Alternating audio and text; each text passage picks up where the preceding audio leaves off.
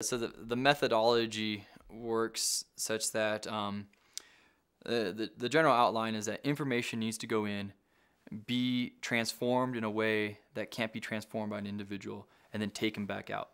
And if that information is transformed in a non-random manner or in a manner that's according to the function that you're trying to compute, then it's a proof of the existence of an alternate reality. However, there's multiple, like any kind of communication, there's multiple noise that's introduced, and so I mean there's the noise of the human subject who's being administered DMT is the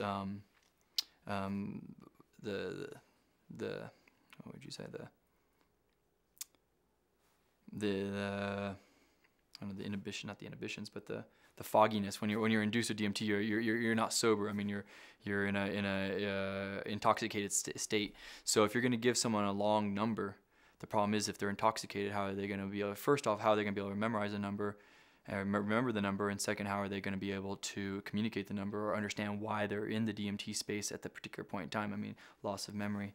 But as most DMT subjects report, that it's actually a very lucid environment, and memory, unlike dreaming, is not affected. They understand that they had taken a drug and that they're in this world. Solutions to the problem of memorization of large numbers is simply similar to, I think his name is Miller. It's the concept of plus or minus 7 plus or minus 2. The reason phone numbers are 7 digits is because a human can chunk 7 pieces of information in their short-term memory before they can't remember it anymore. So you can play on these kind of patterns. So you can imagine a number like 111, 22222, 333333, 4444444.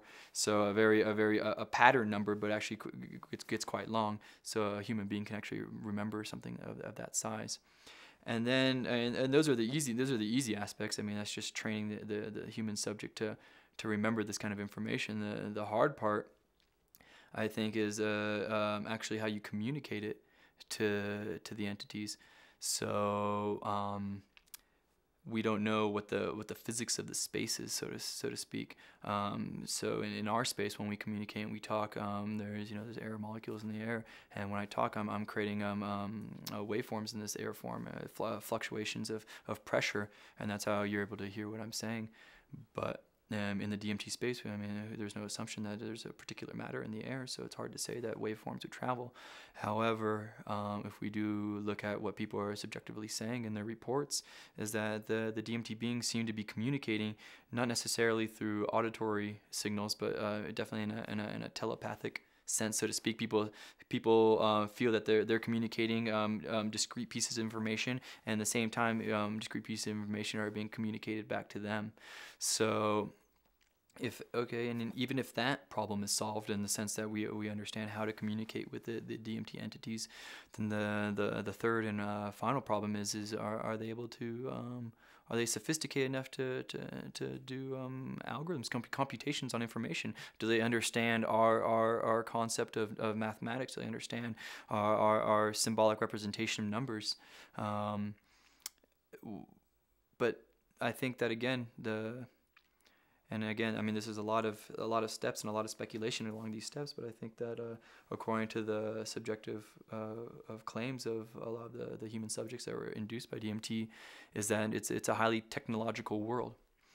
And so but I think that there's a gamut of kinds of experiences, and I think that there's certain people who see the more technological gray type experience where the alien entities seem to be more advanced than human society, or what humans have advanced to currently.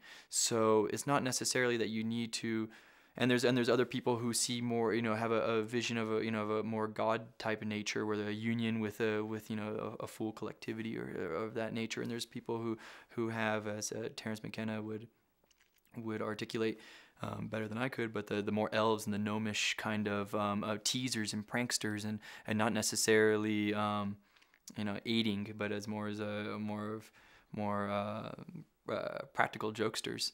So what you need to do is find a person, a psychonaut, I guess, to use the lingo, is find a psychonaut who actually who experiences the more technological alien entities, And then from there, you can hopefully speculate that they will have the ability to represent numbers and compute functions. I mean, people state that there's seemingly computer equipment, seeing waveform information coming, and they're hooked up on tables with a lot of wires and things like this. So if it's that advanced and they're able to communicate in our language, or not necessarily in our language, but able to interpret our thoughts in certain ways, then it's understood that they probably understand other symbols that we use, such as the symbols of mathematics. So the idea, though, is that once someone's in this world, they can give the DMT beings this number and say, here's the function I need you to compute. Give me the prime factors of this large digit number. Well, if they come back out of the world and they have the prime factors, and the human subject comes back out of the world and has the prime factors, and the human subject says, here's the prime factors, proof of concept. Well, not necessarily so, because there is the potential, and I don't know enough about DMT, or I don't think much research has been done on it, but the ability to create savant type capabilities in the individual. So the individual actually might have had been given advanced mathematical skills, or been able to be so lucid or so knowledgeable at the moment of DMT intoxication that they were able to actually compute the function themselves, and therefore the alien entities are just a projection of their subconscious or whatever, a projection of their hallucination, and the number that they got back was just a number that they computed themselves. But so in order to rectify that issue, in order to get around that, there's the concept of using two human subjects. So two psychonauts who experience the same type of DMT world, more specifically the kind of intelligent alien DMT entities. And the idea is that one person would go in with the prime number, and provide the prime number, provide the factorization, come back out and with none of the factors. And a second individual would be intoxicated with DMT and would go into the space and retrieve the numbers. However, this would be a stronger case in point, and actually you need not actually compute a number. You can actually just put information in, a random number, a random string in, that the other person doesn't know, and the other person can select it out. However, that begs the idea of telepathy or any other kind of paranormal solution or reasons that might happen. But let's say the humans went in, put the prime, gave them a large number, and came out with the prime factors. The other human being, so human X goes in, human Y goes in and pulls out the prime factors.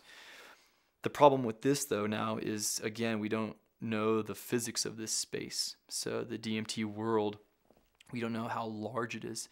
So imagine the reverse scenario. Imagine alien beings able to take a chemical in their world and come into our world. And assuming that we're all hanging out in our normal lives, and an alien entity shows up, and the alien entity screams at us, here's a number 11722244444, and goes out again. Okay, and then alien entity number 2 comes in, but he doesn't come in Santa Fe, New Mexico. He comes in Brussels, Belgium. So the problem is, how do you communicate? How do you ensure that communication in this world is able to be transmitted such that the second human is able to get the information back out? Do they have a communication infrastructure? Are they sophisticated enough? Are they of a Borg type from the Star Trek, a Borg type consciousness where they all share the same kind of brain state? Are they less autonomous than what humans are?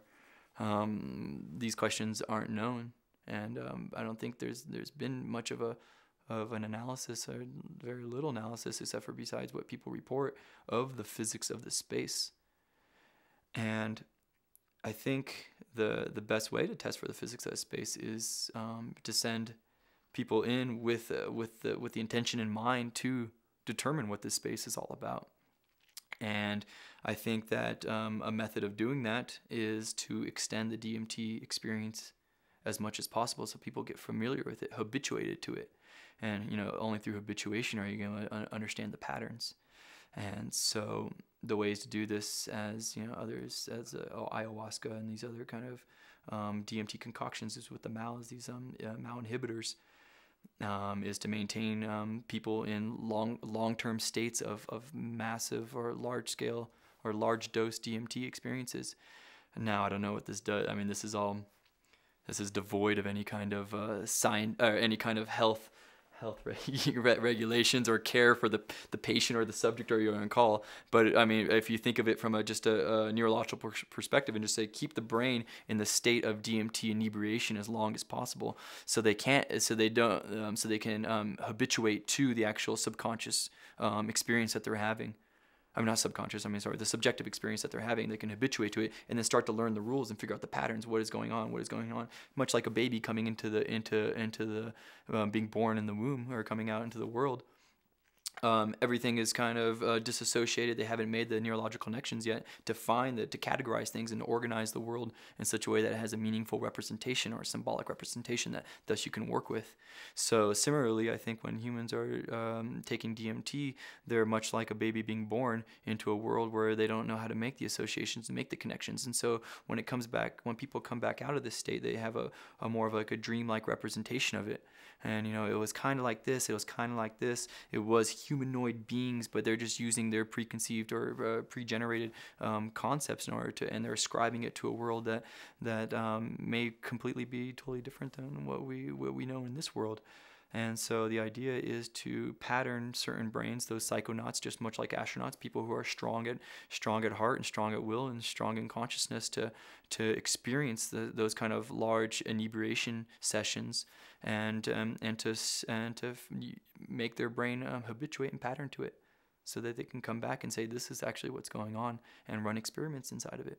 This is what's going on. Much like, I mean, I think it's more similar than anything else than like NASA doing space exploration. It's a kind of an inner exploration or a consciousness exploration.